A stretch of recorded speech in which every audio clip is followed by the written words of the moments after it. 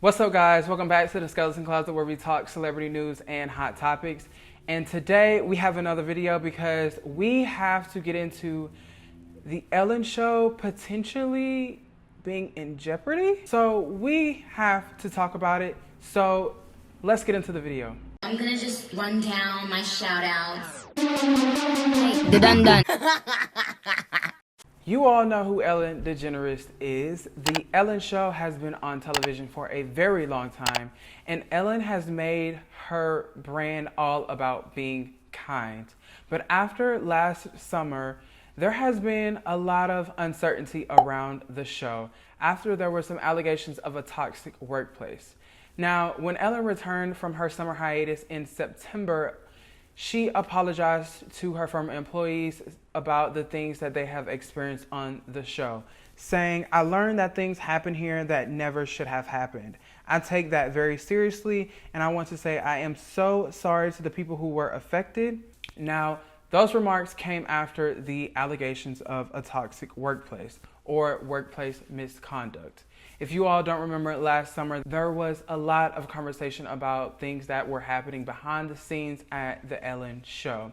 This came around the same time that a lot of different places and workplaces were under scrutiny because of, the Me Too movement and just social changes that were happening in society to make sure that people were treated fairly and there was equity across the board. But ever since then, the show has not been able to regain its footing. The show has even seen a really, really big, sturdy dip in ratings, losing a couple million viewers ever since the show has returned.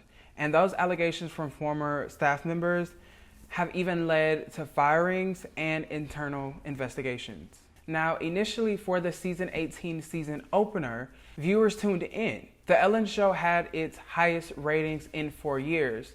The viewers and her supporters tuned in for the apology, but soon after that, people started to tune out, and viewers declined dramatically. The Ellen Show has lost more than 1 million viewers since September, and it's down 2.6 million from this time last year. Now, this is a huge setback for the Ellen Show because the Ellen Show was monumental for its platform of a gay woman being on a daytime talk show. And she was on the forefront of a very early cultural shift because before Ellen, there wasn't any gay people on a daytime talk show that were out, I should say.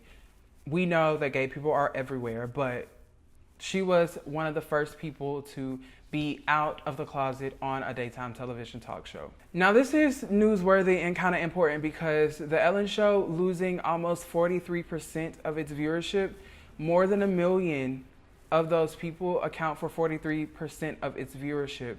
And that is a huge difference between her and her competitors, like Live with Kelly and Ryan, Dr. Phil, as well as Kelly Clarkson, Maury, Rachel Ray, and Tamron Hall, Steve Wilkos. But not only the viewership, the money just not is there as well, because initially Ellen brought in $131 million from advertisers, according to the research firm Contour.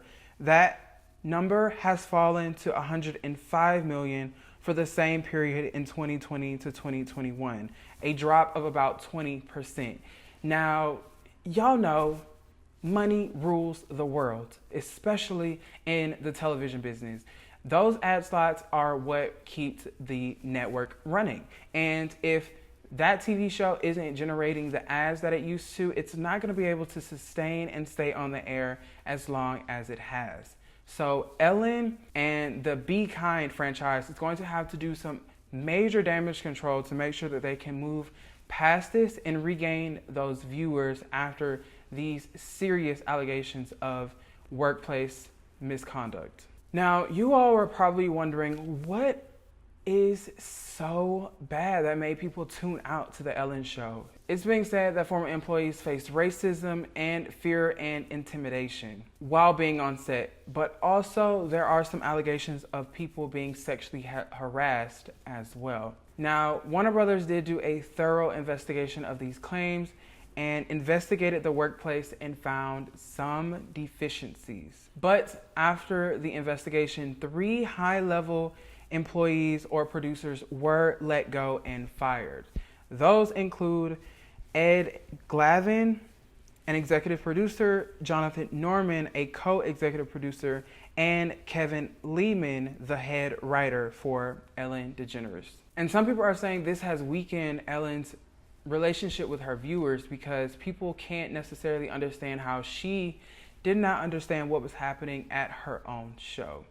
Especially after her brand is Be Kind, people are very confused about how the people that work for her aren't necessarily following that motto, and their employees are being treated very unfairly. Now, Ellen even mentioned this in her on-air apology, saying, "Being known as the Be Kind lady is a tricky position to be in. So let me give you some advice. If anyone is thinking of changing their title or giving yourself a nickname, do not go with the Be Kind lady." Now, Ellen has even tried to have some of her famous friends on to make sure that her reputation isn't tarnished as much.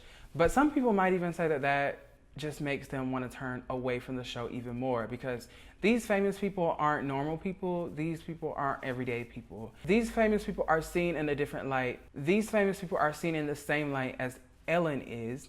These famous people are Jennifer Garner, Katy Perry, and Ashton Kutcher. Some of the more least problematic celebrities. However, those famous friends couldn't even help her regain her viewership.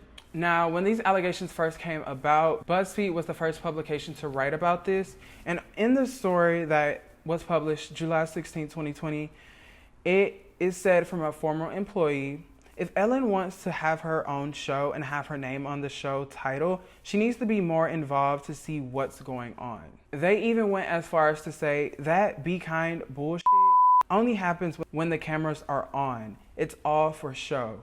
One former employee told BuzzFeed News, "I know they give money to people and help them out, but it's all for show." Now, this former employee had to be very upset to say these things and had to have experienced some things that they were not okay with.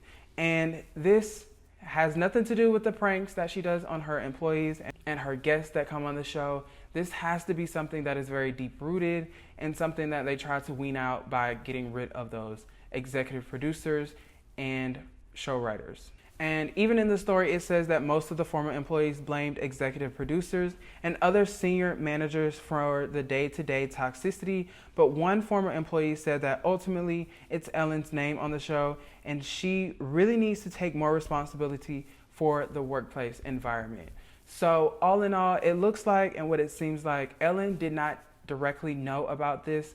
Nobody is implicating her of knowing of the allegations or the misconduct that they experienced on the show, but they are very much holding her accountable because it's her show. Her name's on the show, and you have to be aware of what's going on and make sure that your employees are taken care of. We're just gonna have to see whether or not Ellen is able to regain those viewerships and get her ad revenue back up, because Warner Brothers is not going to hold on to a show that is not producing them any money, regardless of who it is or how long that show has been on the air.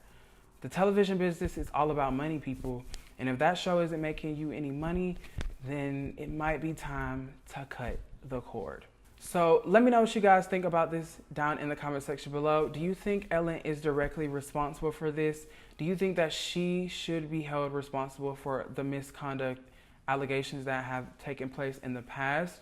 Do you think she'll be able to regain her viewership and get that ad revenue up? Let me know what you think about all that down in the comment section below. If you haven't already, be sure to hit that like button so that I can know how you felt about today's video, but also so that you can help me get it pushed through in the algorithm a little bit. Definitely appreciate that. As well, if you haven't already, be sure to hit that subscribe button so that you can be a part of the family and join us in the closet. And again, thank you so much for watching this video. I hope you guys enjoyed, and I'll catch you guys in the next one. Take care.